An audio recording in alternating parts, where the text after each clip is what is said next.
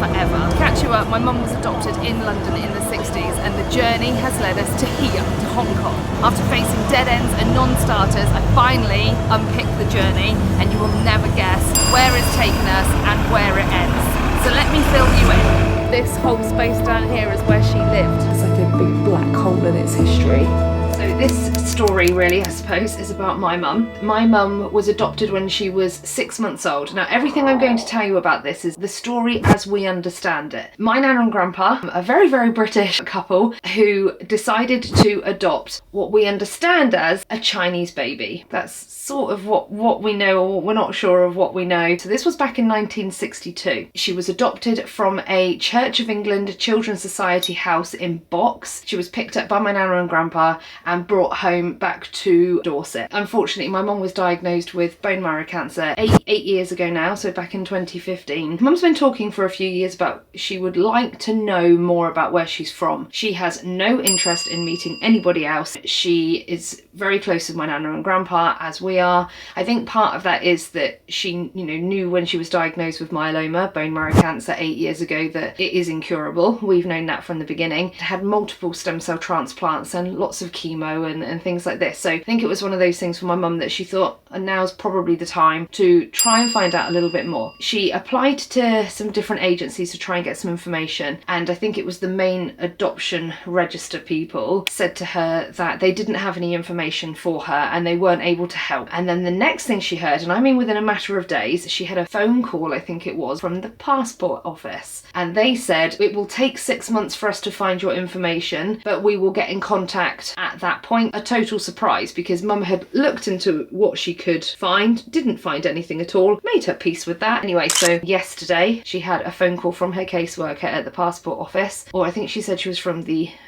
adoption area of the passport office. I'm not sure, it's not very clear. However, the caseworker said to her, we have some information for you, and as far as we're aware, she has an original birth certificate, possibly an original passport. The caseworker is going to my mum and dad's house this Monday coming, so in 3 sleeps time, and is going to tell my mum her real name. Not really her real name. Her name is legally hers now and has been, since she was 6 months old and really saved by my nana and grandpa. So not her real name, but her original name, I suppose. And because we know so little about the scenario, I mean, my mum's obviously had questions for a long time. Now, we understand that she is half Chinese and that her mum was Chinese and her dad was Canadian. Now, when you have a look back at adoption records and things like that, they were generally sealed by law until I think sometime in the 70s or 80s when they started relaxing them. So it's only really now that you can get hold of this information. But this is obviously a huge deal. So a few years ago, my mum did apply to Ancestry DNA and take a DNA test to find out where her DNA sort of relates to in terms of geography and location in the world, and it did come back and say that she was 52.6% Chinese. That's not Vietnamese, that's not Malaysian, it is Chinese. The majority of the other half of her is white British, so that was absolutely fascinating. I've always had an affinity with Asian culture. I've been able to use chopsticks since I was a little girl. I don't know whether that's because I've always been so intrigued because of mum's history, or maybe it is something, deep within me that is a part of my blood. I don't know. So we're very, very excited to find out on Monday. I mean, mum's really nervous. I hope this brings her some closure, and I hope it brings her a little bit of peace. She has no interest in meeting anybody. My nana and grandpa, her mum and dad, are her mum and dad, and she loves them very, very much, and nothing would ever change that. She just wants to, I think, to feel like she has those answers, that identity, because there's a piece of her identity that's missing, and I think she just wants to know what that is. I am so intrigued. I've wanted to know my whole life. I'm blonde with freckles and green eyes, and my mum is different. She has beautiful olivey skin, she's got very dark eyes, she is very petite, very pretty, and it's bizarre that I don't think I look Asian at all, and actually I don't think mum really looks it that much. She sort of looks more Mediterranean. We are so intrigued to find out more. So I'm going to use this as kind of like a video log of what happens, so I will jump back on here once we know more. Okay, I'm currently driving to my mum and dad's house and meeting mum's caseworker, find out who her biological mum was. I'm very careful to not say real, because that time of her life, I suppose it is her real mum, but I don't want that to detract from my nana and grandpa, because they are my grandparents and they are mum and dad's parents. Like, That's her mum and dad. That's my nana and grandpa. This person is so just by blood and no relationship. We're about to find out who she was, and I feel very nervous. I don't know how my mum must feel. She's already messaged this morning and said like she's really nervous, and I just said I'm so excited. But then actually she messaged again, she said I'm really nervous, and I was like, actually yeah, I'm starting to feel really quite nervous as well. And now I definitely feel really nervous, like I feel jittery. And whatever we find out, it doesn't make a difference to anything really. Mum doesn't want to meet anybody, she doesn't want to know anyone, you know, whether or not her parents are still alive. Mum's 61 now, so I don't know how old they would be, but I think we're going to find out more in a moment. Okay, there's definitely nobody here yet, so okay, right, well I will jump back on once we know a bit more, and I'm pretty sure I will be deep down a rabbit hole of research tonight, so yeah, right, I'll let you know after this. It's been 5 days since we found out a lot of information about my mum's adoption, so we've come up to London to have a look at some places that have come up in my mum's history. The first one that we'll come to is Lancaster Gate. The building itself is actually being renovated right now. It's being turned into 9 luxury apartments. So this here in 1959 was Hong Kong House, and it is where students from Hong Kong and where mid-level government officials from Hong Kong also came to stay when they were in London. And it transpires that my mum's mum came over from Hong Kong, and this is where she resided. We're not sure how long she was here for, potentially a year, because she was a nursing student before she then became a state registered midwife and a senior registered nurse. So it was a couple of years after that she had my mum. But yeah, to think this is where she came. This is where she lived. My biological grandmother, that we never met. And we know her name now as Elizabeth. She was from Hong Kong and she was of Chinese heritage. This is where she lived.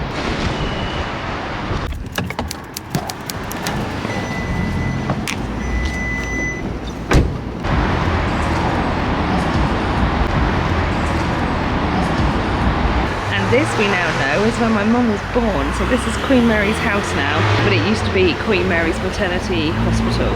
So we've come out to Hampstead. It's a very nice area, but yeah, that's where my mum was born. That's where she came into the world.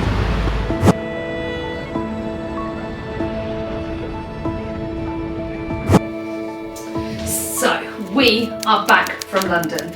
And we've had an amazing couple of days trying to find all the key places in my mum's history. Now, when we got home today, we had 2 very key, very important documents that had arrived in the post. So before I explain about those, let me give you a little bit more of history of what I've not told you yet. When Claire, my mum's caseworker, came over on Monday, it was just my mum and my dad and me and my sister there, and it was actually a really amazing like family kind of like bonding session. She handled it so delicately and with just so carefully. It really was like the most incredible hour. We found out my mum's real name, Jacqueline. She does indeed have the birthday that she always thought, so she was born in 1962. What we did find out was that my mum's biological mother, so not my nana, she was actually adopted by an English lady, and then this English lady brought her over to the UK. All we know about this British lady is that she was called Miss.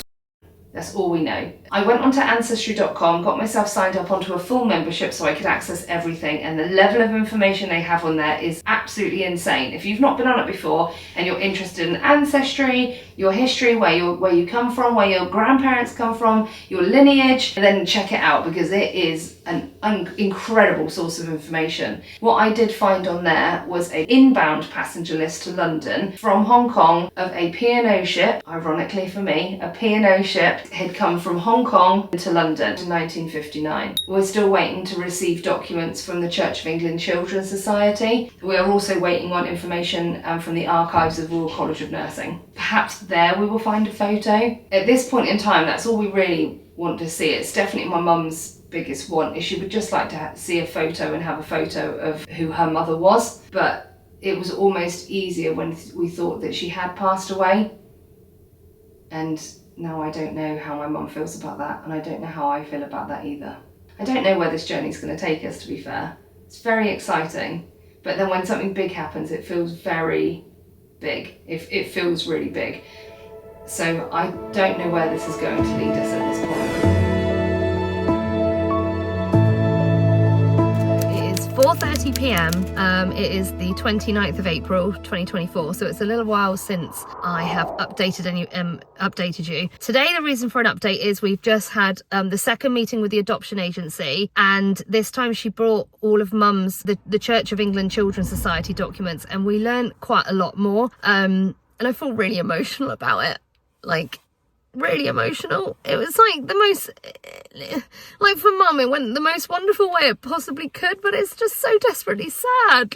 Elizabeth did look after Mum for the first like few weeks, and then when Mum eventually went to the sort of like the adoption home, not her adopted home, but to the Church of England Children's Society home, they've got it in the notes that they thought that Elizabeth wouldn't want to give Mum up and that she'd change her mind because Mum was such like a cute little baby. And there were points when Elizabeth wobbled as well, and she said she doesn't think she wants to give her up, but she knew that she couldn't offer her home. Oh my god, this is so emotional. Sorry, yeah. So Elizabeth knew that she couldn't give her a home, and that she just didn't have the provision to do it, and she had to go back to work. She didn't have any relatives, she didn't have any family, and she couldn't give Mum the home and a life that she knew that she needed and that she wanted her to have. So even the Children's Society even said to Elizabeth that we do have a family in mind for Mum to go to, and, you know, does she want to come and see her again? And Elizabeth did. She came and saw her again in the home, and it was literally the weekend before Mum went to my nana and grandpa's. Just very sad. And they said, like, in the notes that they just thought Elizabeth would change her mind because Mum was such a beautiful little baby.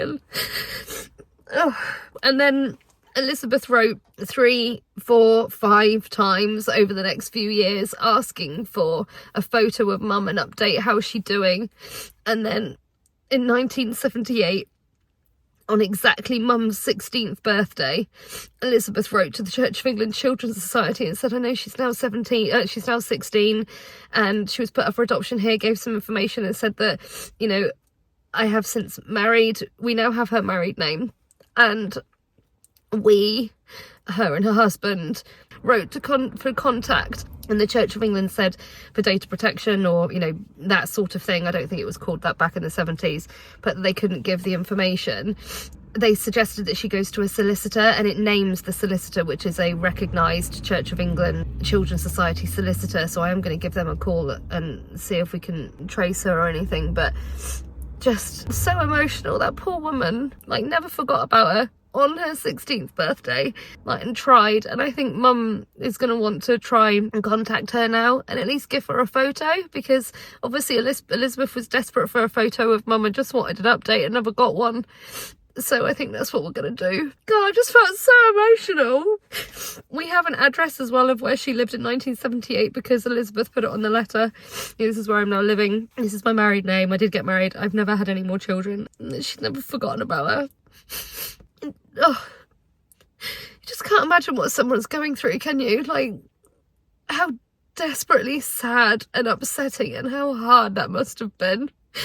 And it's so lovely for Mum to know that she was given up out of love and she was never forgotten and she was always thought about. So I don't know, we don't know if Elizabeth is still alive, we don't know if she's dead. She'd be 88 now, so, but now that we have another address to work on, that we know she was married, that she did get married, which is really lovely as well. That was the other bit that I found really emotional, that she said in this letter, and to the way it was worded as we, which means that her husband then knew about Mum and was just, it's a lot, it's an awful lot. So yeah, very, very emotional day. I look at the absolute state. Oh goodness. Okay, I need to sort myself out because I'm going home. So the next update you will get from me will be probably me doing some research tonight, potentially then finding out if she's dead or alive. I have this feeling that she's alive. I do. I just have this feeling that she's alive. And I really, really hope she is alive because I'd love to meet her too. Yeah, it's been really, really amazing today and really wonderful. I feel like she's alive. If I'm trusting my gut instinct, she's alive. So we will find out. Okay, it's a couple of days later than the last time I spoke to you, when I was obviously very, very emotional. I still find it quite difficult to talk about. I think it's the knowing how heart-wrenching it must have been for Elizabeth to give up Mum, and that it wasn't what she wanted, but she knew that's what was best for her. It's just so sad. It's very, very sad. However, in the last 2 days, we have found a whole bunch more information. We think that she was then remarried after her first husband sadly died. We still think she must be alive because we've not been able to find any death certificates or anything for her in any of her names. So what we have resorted to is hiring a private investigator. Obviously, time is of the essence with my mum's health, and then with Elizabeth's age. Hopefully she's alive and healthy and not in care, or is compos mentis, does have capacity. You know, there's a big wish list, there's a lot of asks, but if we don't find out, we'll never know. So we are trying to find out. So I will let you know in the next few days when we hear back from the private investigator, and we'll see what they say. So keep your fingers crossed, I suppose.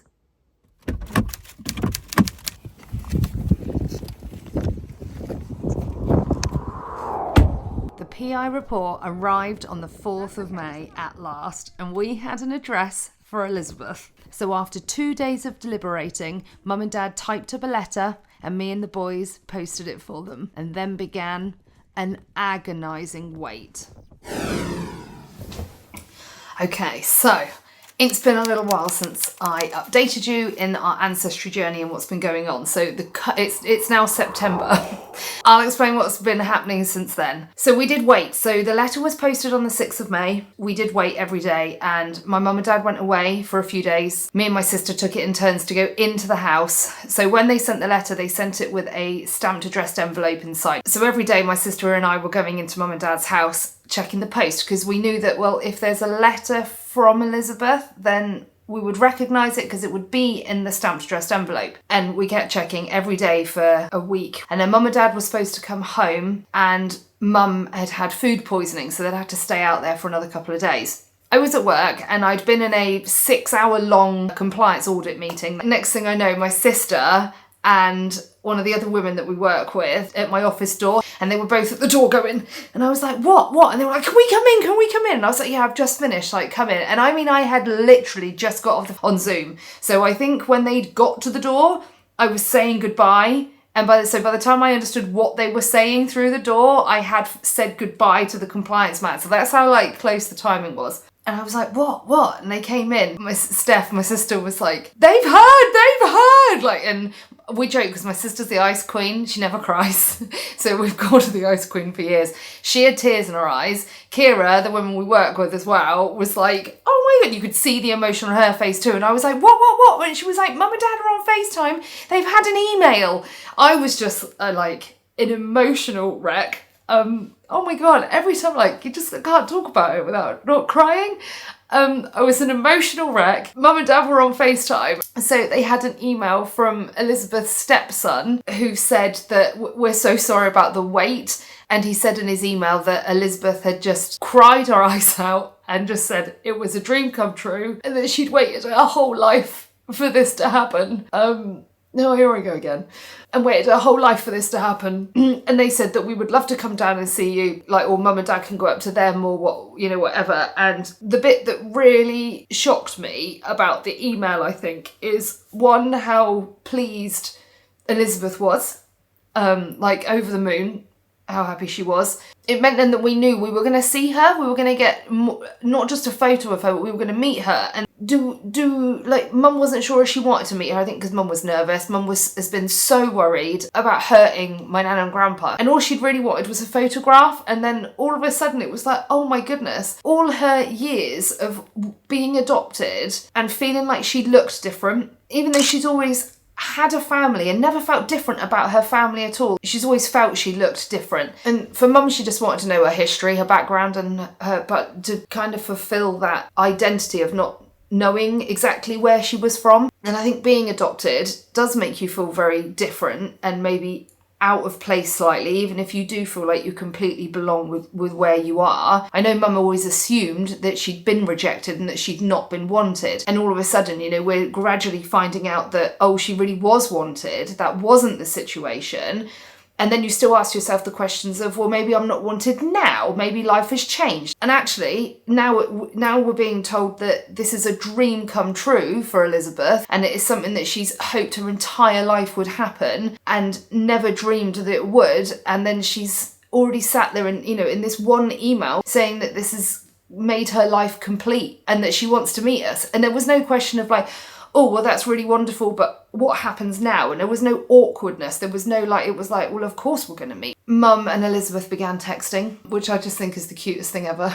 And they text every day. Fast forward 11 days from us receiving that email, and we were in Walt Disney World. There's an entire vlog series on the channel from that. It's the 2024 Walt Disney World vlog series. And we were in Magic Kingdom that day, and I knew that today is the day to go and meet Elizabeth. Thank goodness for the 5-hour time difference in Florida, because by the time we woke up in the morning, it was already like 1 o'clock in the afternoon here, and we were going into Magic Kingdom, so it was quite easy to distract myself. And even then I just thought about like, where are they now? They're meeting at 2 o'clock. Oh my goodness, like, well, how long are they going to meet for? Anyway, we left Magic Kingdom and gone back to the Grand Floridian, because that's where we were staying. We were swimming. And by this point, I'm thinking, it's 6 o'clock at home.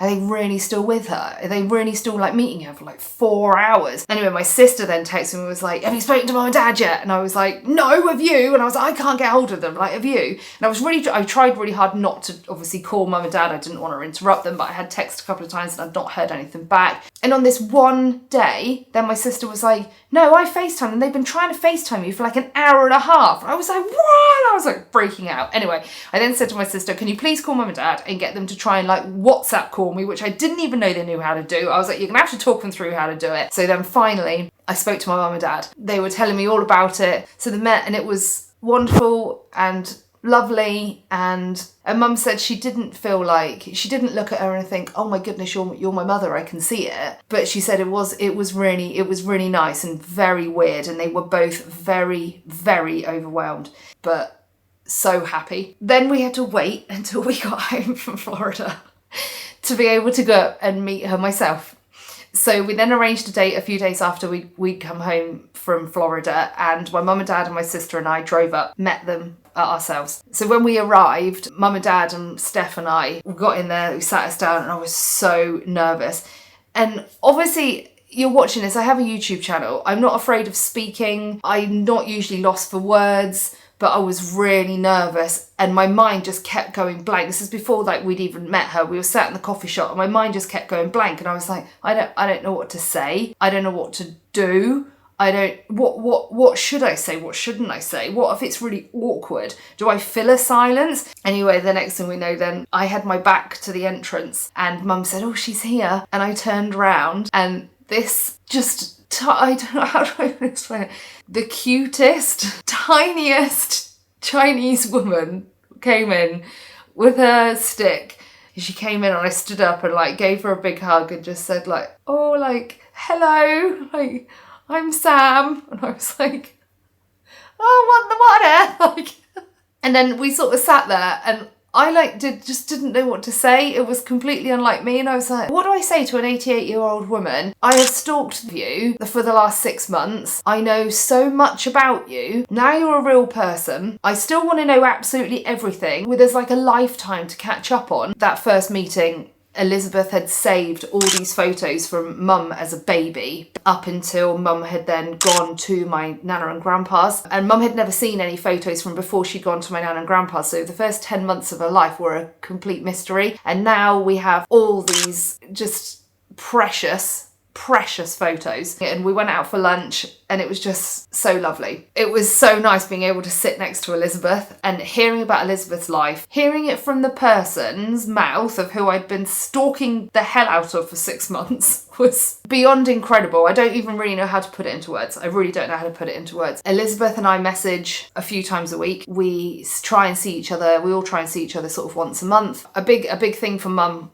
and all of us really was my Nana and Grandpa, and Mum just felt incredibly guilty, and I completely understood it. Even though like she's not doing anything wrong, when Mum and Dad told my Nana and Grandpa, they were so wonderful about it, and they were like, oh yeah, we expected one day that would probably happen, and we're really happy for you, and that's really wonderful. They just had the most lovely conversation between them, and of all the different, oh god, here we go. So of all the different ways that this could have gone, you know, just from beginning to end, this could all have gone. It does feel like a fairy tale, that it's like I've gained a grandmother. That's how I feel. That's absolutely how I feel. I've always wondered, you know, Mum, would you ever want to find out? Would you ever want to know?